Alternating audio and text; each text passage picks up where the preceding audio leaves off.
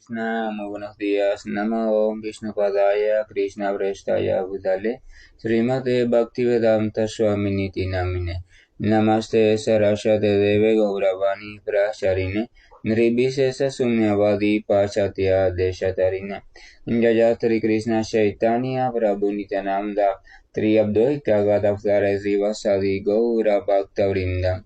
Hare Krishna, Krishna Krishna, Hare Hare, Hare Rama, Rama Rama, Hare Hare.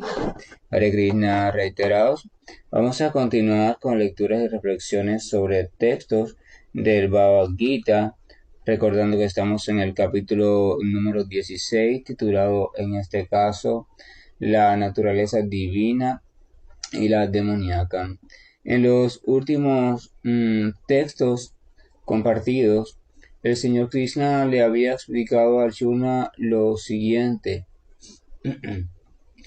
A aquellos que son envidiosos y malvados, que son los hombres más bajos de todos, yo los lanzo perpetuamente al océano de la existencia material, en varias especies de vida demoníaca. En ese texto el Señor hace mención a dos términos que ya en textos anteriores ha venido apuntando, o sea, el término de envidioso y el término de malvado, haciendo referencia a que la naturaleza demoníaca o aquella naturaleza que nos empuja hacia la degradación, el deterioro y la ignorancia progresiva, entonces simplemente va tornando a la criatura cada vez más envidiosa, porque la ilusión de que esa criatura se siente poderosa pensando que todas sus supuestas capacidades provienen de ella misma y de su propio esfuerzo, esa ilusión entonces hace que la criatura quiera ser cada vez más la controladora, cada vez más la dueña, cada vez más en resumen, el Señor Supremo. Entonces la criatura, en virtud de que simplemente va dirigiendo su vida en dirección al disfrute creciente de los sentidos, entonces esa criatura va a querer disfrutar cada vez más de los sentidos, y no solo eso, va a anhelar cualquier tipo de disfrute de los sentidos que le parezca atractivo y que esté en posesión o en manos de otra criatura, en este caso de otro ser humano. Ese tipo de estado de vida no permite que usted vea que alguien está disfrutando de una experiencia determinada, porque entonces si esa experiencia usted no la está disfrutando, entonces usted va a querer también de alguna forma apropiarse de esa experiencia. Y si el apropiarse implica quitar a esa criatura de en medio, o sea, matarla, apartarla del camino, entonces este tipo de persona no va a dudar en hacerlo, ya sea por un método o ya sea por otro método. Entonces la envidia, esa misma envidia o ese mismo sentimiento de querer poseerlo todo para ti, de querer ser literalmente el Señor de todo, entonces lleva a que la criatura sea malvada.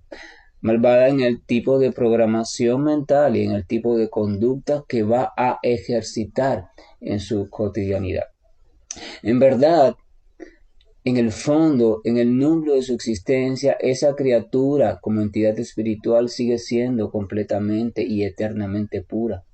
Pero la programación en la cual va a estar sumergida va a ser una programación completamente impura, desde el punto de vista que va a estar inundada por el océano muy oscuro de la ignorancia.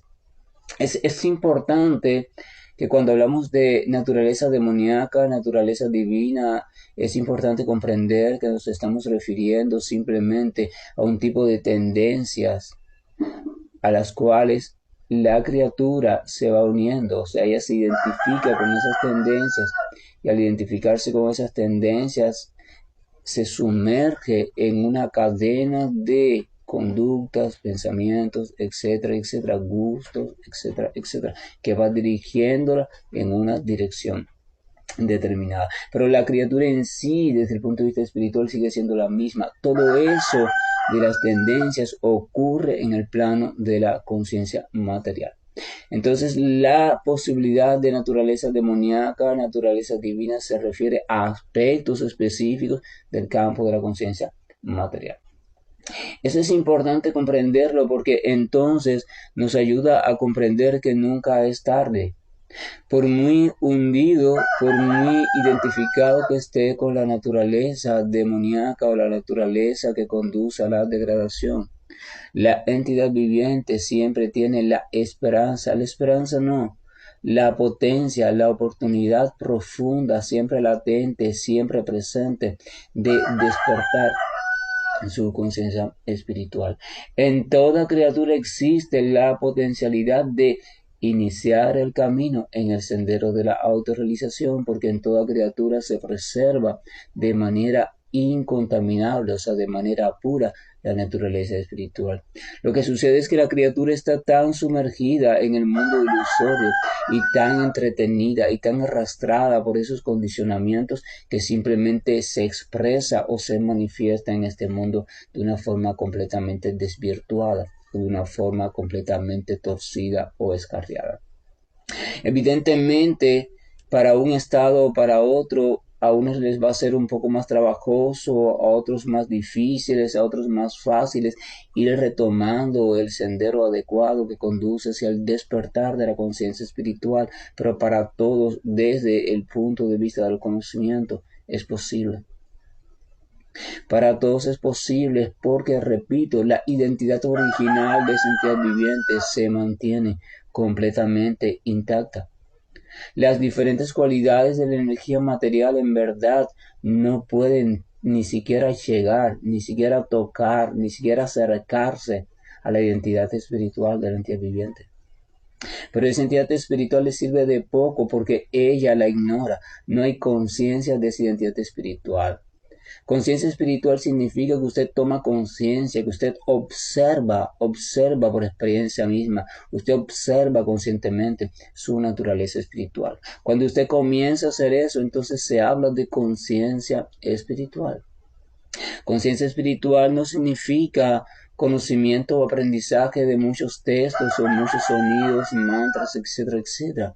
Conciencia espiritual significa tomar conciencia directa de tu propia naturaleza espiritual. Entonces se habla de el despertar, la iluminación o el nombre que a través de diferentes culturas, épocas y momentos históricos le han dado a ese fenómeno.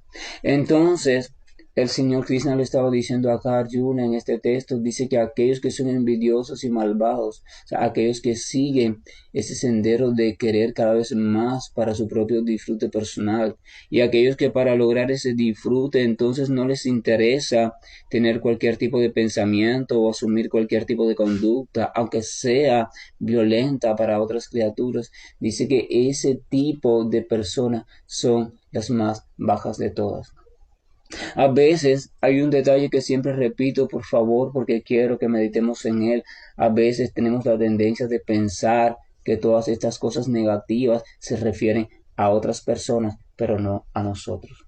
Sin embargo, es probable que si revisamos nuestra vida diaria y nuestra vida pasada, encontremos muchos momentos en nuestra vida, muchos pensamientos, muchas tendencias de comportamiento, de palabra, donde estuvimos siendo guiados y quizás todavía estamos siendo guiados por algunos aspectos relacionados a alguna dosis de envidia y alguna dosis de maldad en nosotros. Nunca pierdan de vista que mientras que estamos en el plano de conciencia material, entonces las modalidades de la ignorancia, la pasión, están allí también intentando predominar. O sea, todas las modalidades están intentando predominar. Y entonces, como llevamos tanto tiempo identificados con ellas, es muy fácil que ellas predominen, que ellas se manifiesten y que nosotros no nos percatemos de que lo están haciendo. Entonces, la práctica diaria es necesaria. La autoobservación constante, la introspección, el observarnos a nosotros mismos y el buscar a alguien que nos sirva de espejo y guía para que nos ayude a vislumbrar. Porque cuando uno se adapta a algo, ya uno no lo identifica Cuando usted se adapta a, por ejemplo, a ser una persona iracunda, entonces llega un momento en que usted lo ve como algo normal y ya usted ni cuenta se da. O sea, usted se llena de ira y ni cuenta se da porque eso está siendo lo normal para usted. Entonces el señor Krishna continuaba diciendo que a ese tipo de personas que se va hundiendo en la envidia y en la maldad, dice, yo los lanzo perpetuamente al océano de la existencia material en varias especies de vida demoníaca. Aquí hay un detalle importante porque el señor Krishna dice, yo los lanzo. O sea, sabemos que eso ocurre por la ley del karma, pero entonces, ¿por qué el Señor dice, yo los lanzo? Porque evidentemente el Señor es el superior en todo aspecto. La ley del karma, en última instancia, también depende del Señor. Tiene una criatura que es la administradora de esa ley, que vela porque esa ley se mantenga funcionando correctamente. Pero esa ley, en última instancia, proviene del Señor. O sea, todo, absolutamente todo lo que se pueda manifestar proviene en última instancia del Señor. El Señor dice, Bhagavad Gita y otros textos, yo soy la fuente de todo, todo reside en mí. O sea, sin mí no hay nada, ¿verdad? El Señor muchas veces hace eso, por supuesto siempre, a través de diferentes tipos de energía que le pertenecen.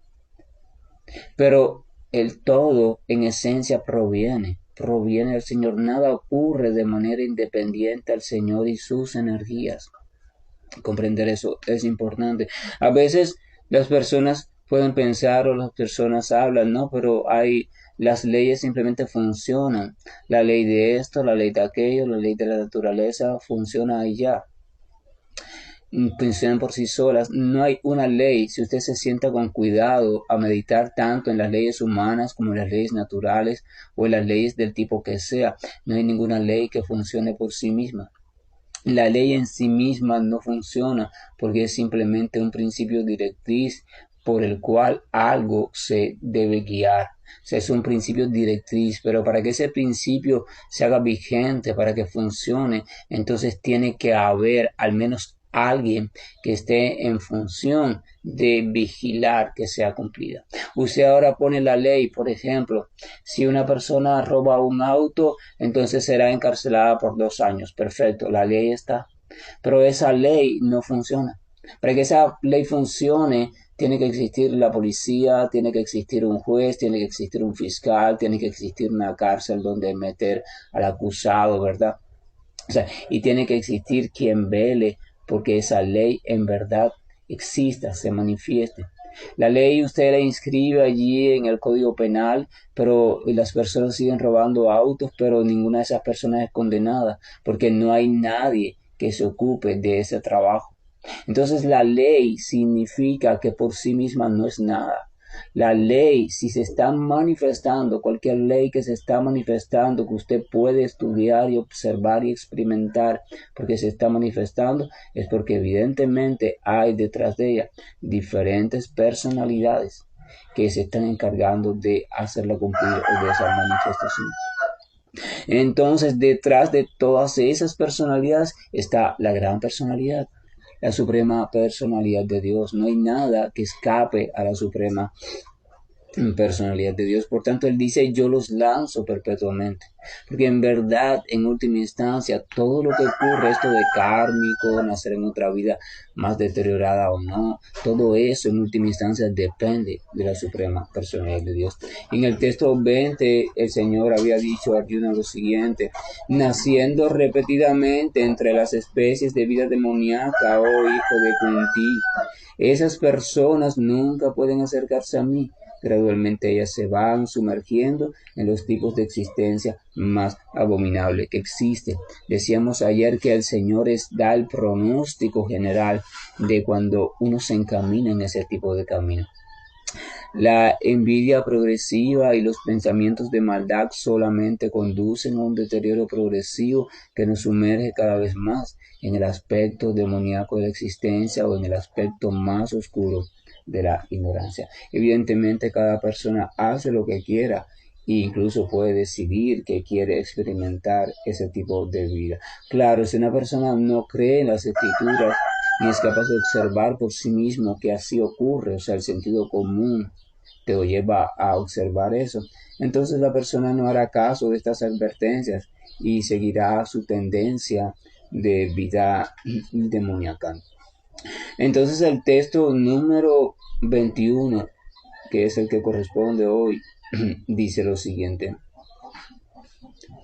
Hay tres puertas que conducen a ese infierno: la lujuria, la ira y la codicia. Toda persona cuerda debe abandonarlas, pues ellas llevan a la degradación. El Señor dice que esto es la envidia, la maldad, el apego por el disfrute creciente de los sentidos, la ignorancia, el prestigio falso, el ego falso, todo eso poco a poco son cualidades de la naturaleza demoníaca y por tanto te van hundiendo cada vez más en la ignorancia.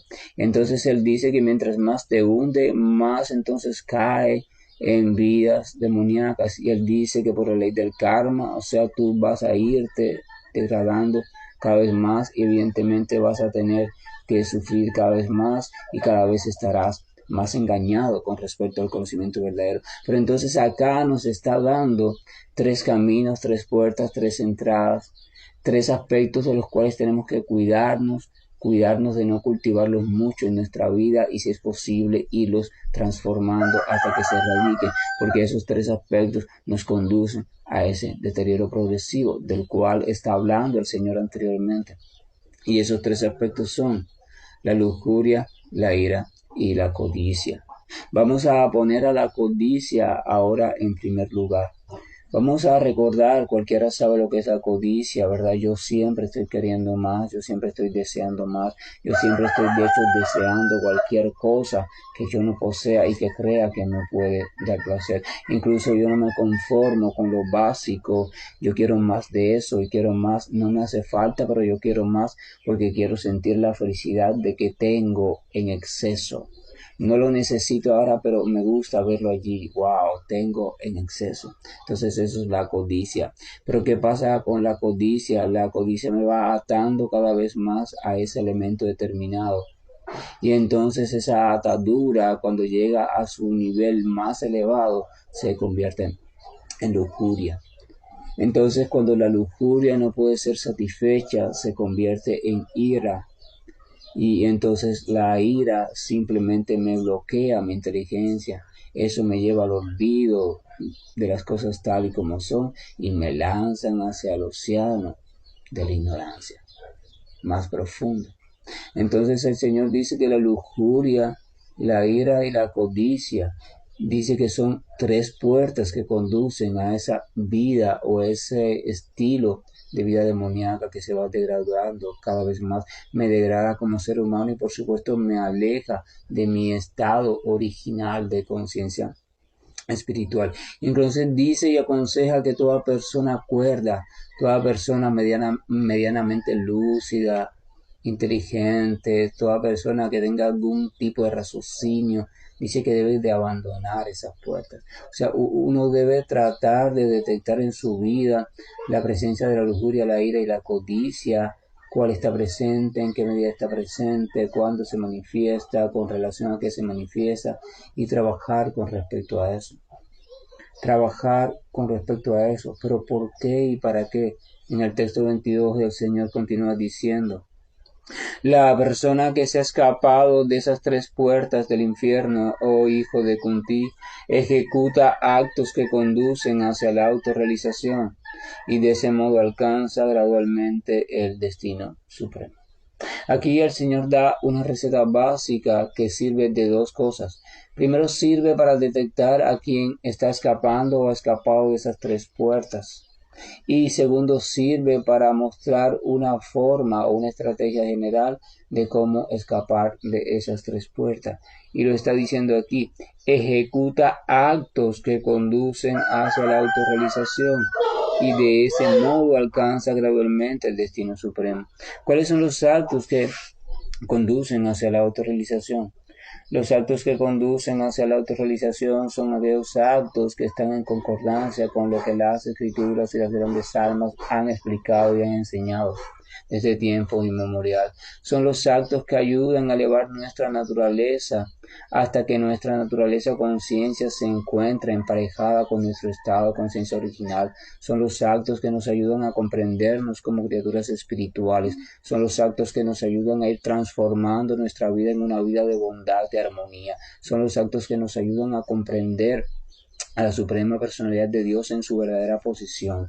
Son los actos que nos ayudan a comprender nuestra real relación con Él. Son los actos que nos ayudan en vivir en un completo sistema armónico en este mundo material, mientras que por fin estamos completamente situados en algún momento en el plano de conciencia espiritual.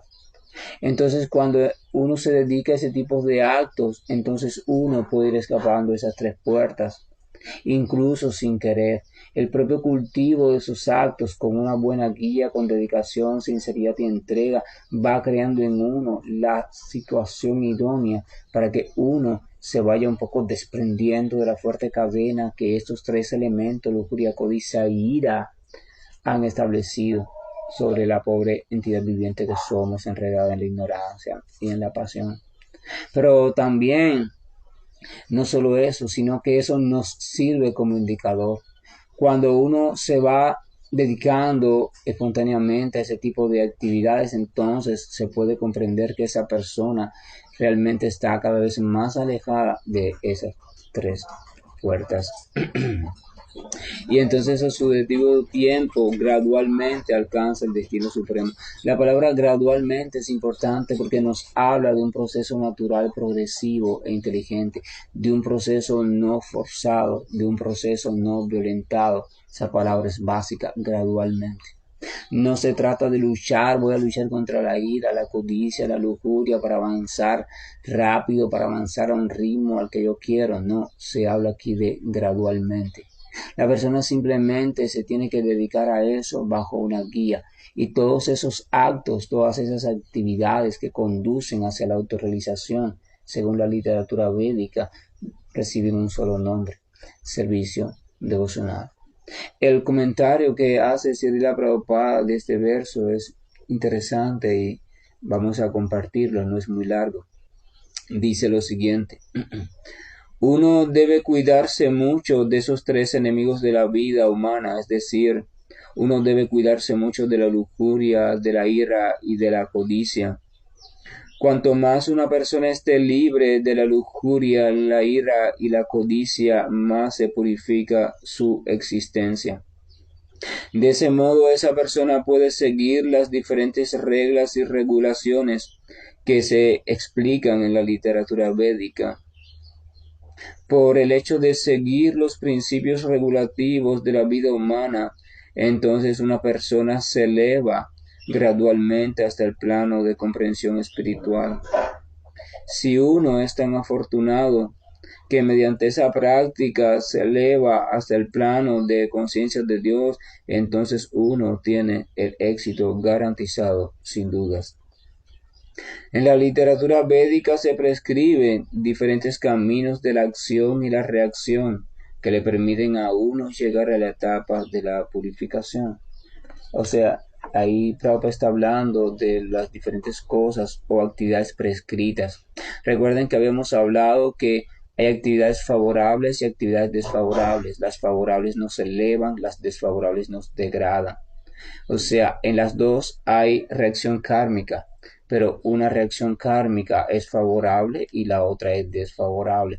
Entonces, las actividades prescritas son aquellas que la literatura védica recoge o literatura sagrada de sabiduría recoge para que la entidad viviente, según su situación concreta de vida, si es estudiante, si es casado, si es divorciado, si es viudo, si es soltero, si es un guerrero, si es un economista, si es un agricultor, si es un administrador, si es un sacerdote, lo que sea. O sea, para cada segmento de la vida en sociedad y para cada segmento o nivel de avance hacia la espiritualidad, la literatura védica recoge y propone cuáles son las actividades prescritas favorables y adecuadas para esa condición en específico.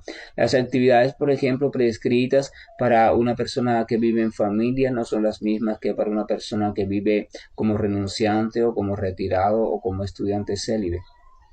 Pero, por ejemplo, las actividades prescritas para un guerrero, un gobernador o un administrador no son las mismas que para una persona que es un obrero común o para una persona que vive del estudio o que vive simplemente de las investigaciones y la enseñanza y la indagación al conocimiento. Entonces, por eso es que la sociedad védica se dividía en 4 áreas sociales o 4 clases, por llamarlo así, no es la palabra más adecuada, pero para ser entendida, 4 clases sociales y también 4 etapas en el sendero religioso o en el sendero del avance espiritual.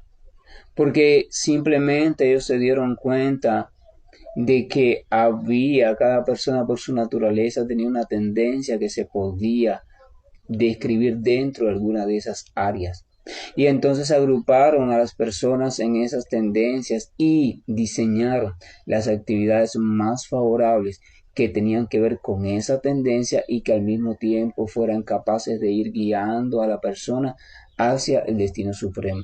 O sea, aprovechaban la tendencia y la dirigían con sabiduría, de manera tal que la persona no tenía que hacer mucho esfuerzo.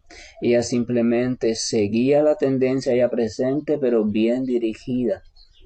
Y en todas las actividades prescritas en cualquiera de las áreas, todas estaban relacionadas con el Señor Supremo. Era la presencia del Señor Supremo y relacionar la tendencia de alguna forma con la suprema personalidad de Dios o la relación con la verdad absoluta, lo que hacía que esa actividad determinada fuera una actividad que elevara progresivamente y de modo natural, como dice aquí el texto, gradualmente. Prabhupada también lo reafirma, o sea, gradualmente. Entonces uno conocer cuáles son las actividades más favorables para uno según nuestras propias características individuales, tanto como personas, seres humanos, así como la forma de vida en la que estamos sumergidos o en la cual estamos llevando en este momento, es fundamental. Porque entonces podemos buscar un plan, podemos buscar una sadhana, por llamarlo así, podemos buscar un estilo de vida que al mismo tiempo dé salida a nuestras cualidades y tendencias cultivadas por actividades en vidas pasadas, así como también vaya utilizando esas cualidades y tendencias en nuestra propia elevación. Eso es inteligencia. Inteligencia significa que si las cualidades y tendencias que yo tengo en esta vida son el resultado de actividades pasadas y muchas de ellas no son muy favorables, entonces cómo yo las puedo emplear de manera que se conviertan en algo favorable. Eso es verdadera inteligencia, eso es verdadera lucidez, eso es ser un verdadero empresario espiritual. Digo empresario espiritual porque convierto un resultado poco favorable en algo muy lucrativo para mi avance espiritual. Y entonces Prabhupada continúa diciendo, todo el método se basa en abandonar la lujuria, la codicia y la ira. Mediante el cultivo del conocimiento de este proceso, uno puede elevarse a la máxima posición de la autorrealización. Esa autorrealización se perfecciona en el servicio devocional. Prabhupada hace énfasis en lo que Krishna hace énfasis. O sea, hay diferentes métodos que nos van conduciendo hacia la transformación inteligente, pero todos esos métodos llegan en su perfección a caer en el servicio devocional a la suprema personalidad de Dios. En ese servicio, continúa diciendo, en ese servicio devocional, la liberación del alma condicionada está garantizada. O sea, cuando uno se dedica de manera apropiada, de manera firme y bien guiada al servicio devocional, a la práctica del servicio devocional, entonces se dice que la liberación está garantizada. Por lo tanto, continúa diciendo, según el sistema védico, se han instituido las 4 órdenes y los 4 estados de la vida, que se conocen como el sistema de castas y el sistema del orden espiritual. Aquí voy a hacer una pausa porque realmente cuando uno habla de castas, la mayoría de las personas entiende lo que hoy se está viviendo en la India, pero realmente el modo en que se está viviendo en la India hoy no tiene nada que ver con el modo original de la sociedad védica. De hecho, la sociedad védica existía antes de lo que hoy conocemos como India. Y la India está muy mezclada, muy contaminada y llena de tendencias que ya muchas son degradantes.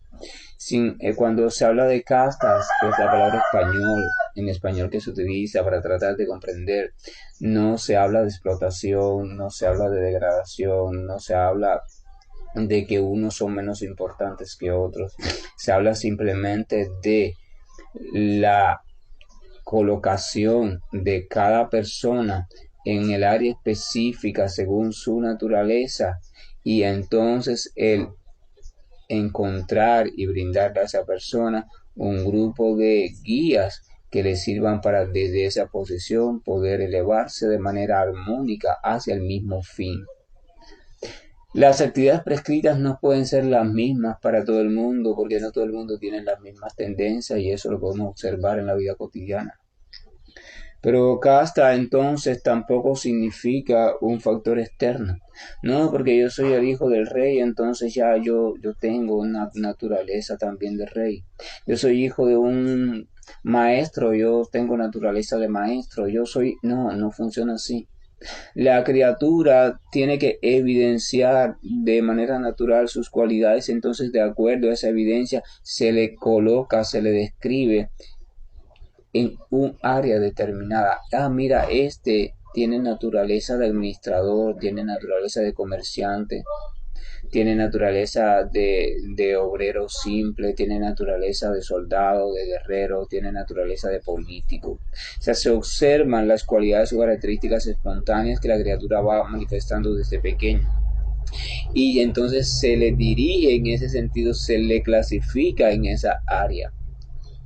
En la antigua sociedad védica era tan pura que era seguro que el hijo de un rey nacería con cualidades elevadas, el hijo de un guerrero nacería con cualidades de guerrero, el hijo de un brahmana nacería con cualidades de brahmana. Pero el propio deterioro progresivo y la influencia de Kali Yuga, o de la era de degradación, de la era de riña, hipocresía, la era de hierro, la era de ignorancia y de oscuridad, hizo que el ser humano se fuera degradando. Entonces no hay ninguna garantía de que el hijo de un dirigente tenga cualidades honorables de dirigente. Por tanto, hay que observar la naturaleza. Hay personas que se glorifican a sí mismas porque dicen: yo soy el hijo de fulano, o yo soy el hijo de fulano, el famoso instructor de yoga, o yo soy el hijo de fulano, el famoso instructor de no sé qué, o el hijo de fulano, el famoso budista, o el hijo de fulano, el famoso practicante de no sé qué sendero espiritual, o el hijo de fulano, el que escribió tantos libros sobre el karma. ¿Y qué? Tú simplemente estás diciendo el hijo de fulano por ignorancia. O sea, porque te estás identificando con el cuerpo, y lo que estás queriendo decir es que ese cuerpo en el cual tú habitas nació de un cuerpo de mujer, donde fue engendrado a través de un cuerpo de hombre, eso que hoy tú manifiestas como cuerpo. Pero realmente no es el cuerpo. El que es brahman, el que es guerrero, no es el cuerpo.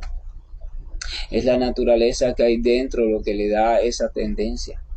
Entonces la pregunta es observar cuál es la naturaleza vigente. Así que por tanto, el que ese cuerpo haya nacido de un cuerpo o en una familia tal, en esta era de Kali Yuga, para nada puede asegurar que tú también seas tan honorable, o tan sabio, tan valiente, tan recto, tan espiritual, qué sé yo, como esa persona. Entonces tenemos que observar las tendencias por las cualidades de comportamiento. Siempre las cualidades de comportamiento en situaciones neutrales o espontáneas, no en situaciones ensayadas, porque el ser humano es actor y mentiroso por naturaleza. En situaciones espontáneas, cada ser humano muestra sus verdaderas cualidades. Entonces uno observa y puede describir: wow, este tiene tal naturaleza, este tiene tal naturaleza.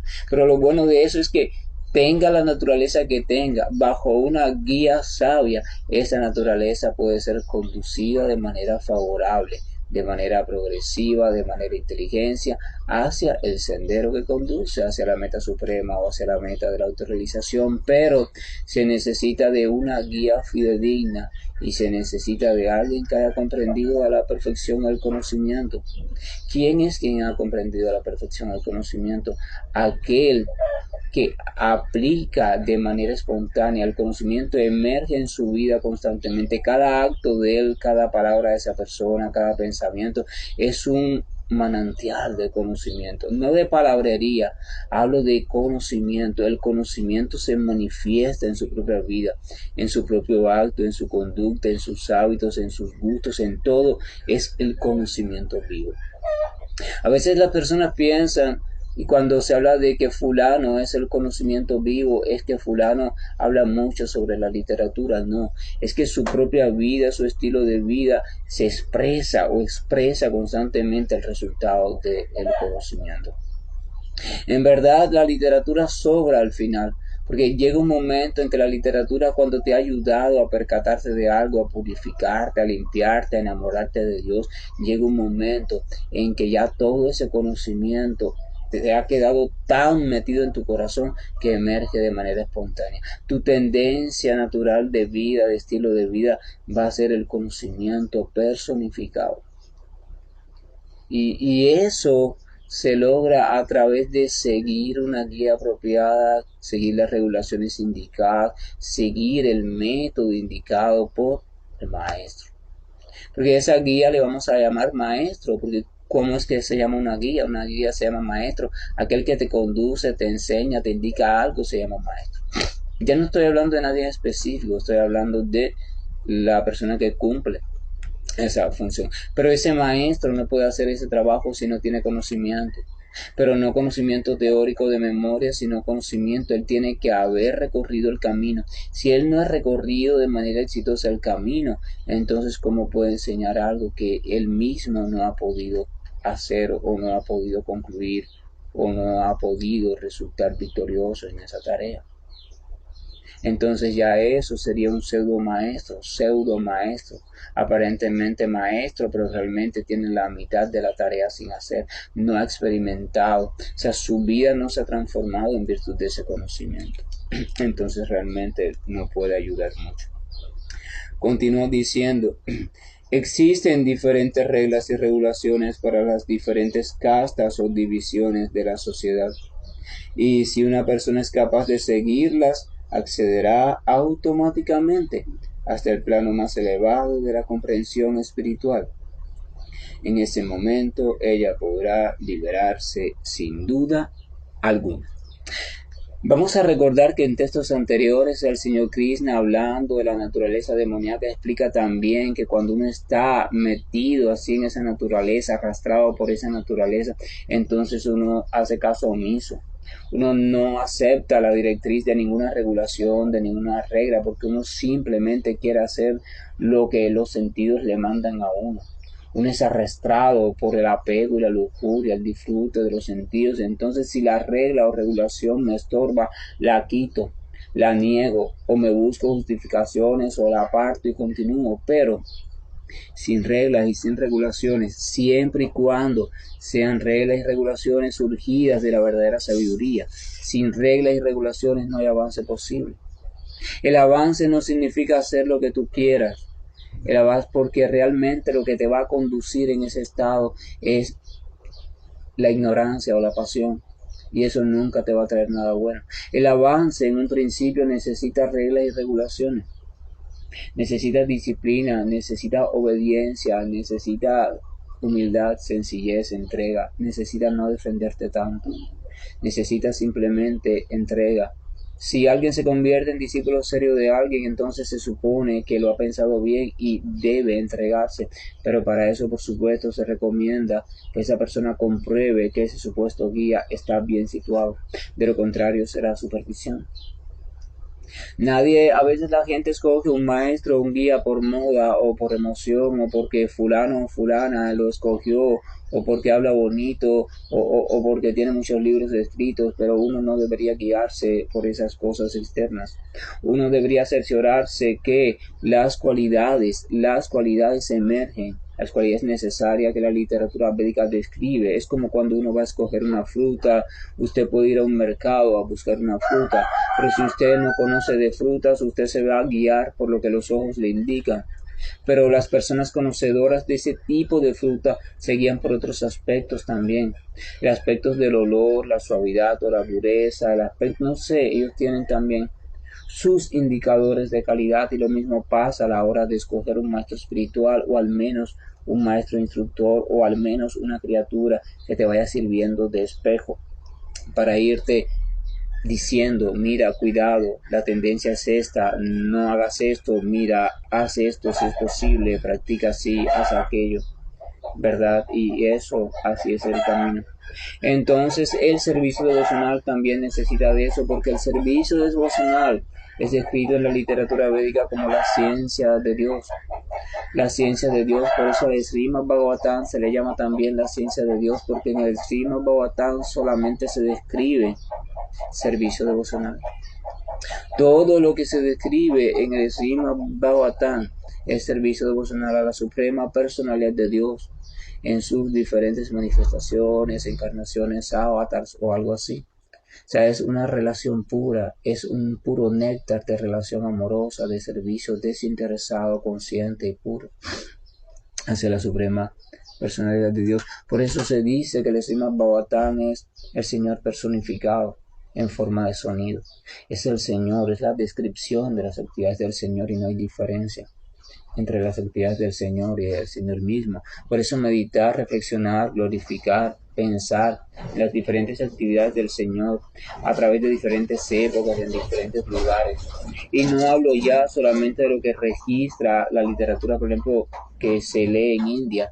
Hablo de otras literaturas sagradas, por ejemplo, en la misma Biblia, si un cristiano, una persona que le guste la Biblia o el Señor en general le gusta oír del Señor en general y uno se encuentra diferentes pasajes bíblicos en el Viejo Testamento o el Nuevo Testamento donde habla de las diferentes glorias del Señor e incluso muestra intervenciones del Señor en su pueblo.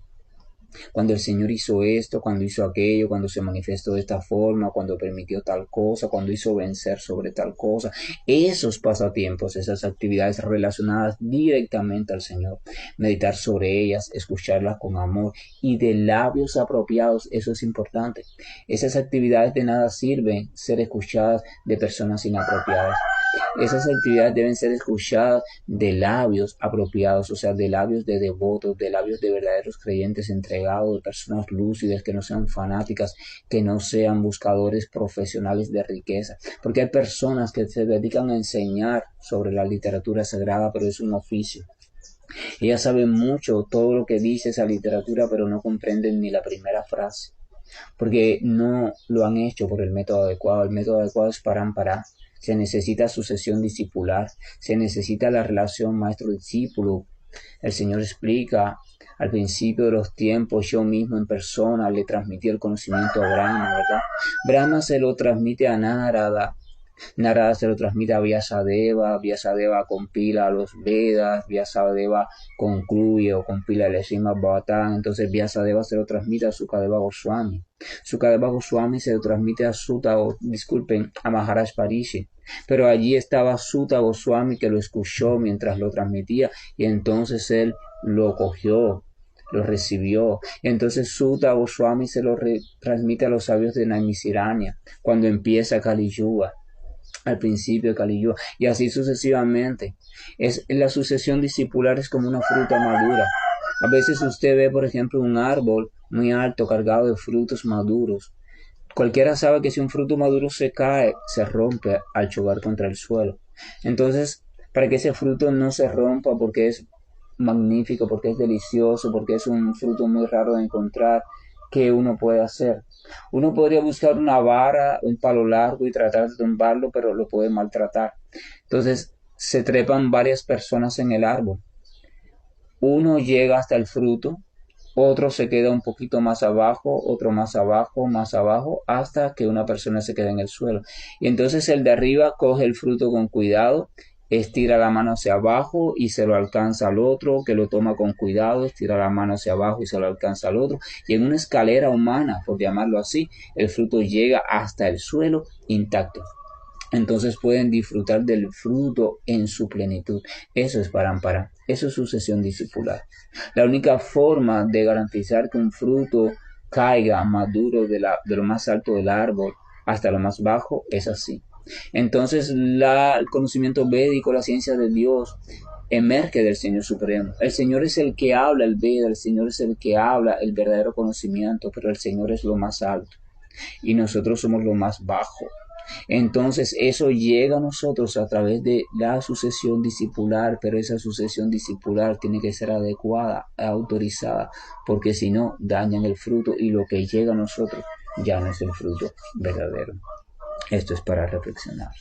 Que la gracia y el amor de nuestro Señor nos acompañe, que la bendición de su santo nombre baile en nuestra lengua, salte en nuestros corazones, ilumine nuestra mente, que la alegría de sabernos siempre acompañado por esa potencia ilimitada y divina que también reside en nosotros, porque el Señor dice: yo estoy en el corazón de todos.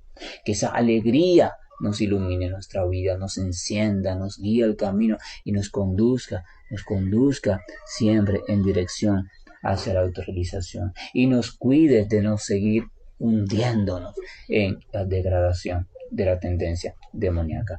Hare Krishna, buen día, y estoy finalizando la llamada. Hare Krishna, Krishna Krishna, Hare Hare, Hare Rama, Rama Rama, Hare Hare. Hare Krishna, Krishna Krishna, Hare Hare, Hare Rama, Rama Rama, Hare Hare. Hare Krishna, Krishna Krishna, Hare Hare, Hare Rama, Rama Rama, Hare Hare. Hare Krishna, Krishna Krishna, Hare Hare, Hare Rama, Rama Rama, Hare Hare. Hare Krishna,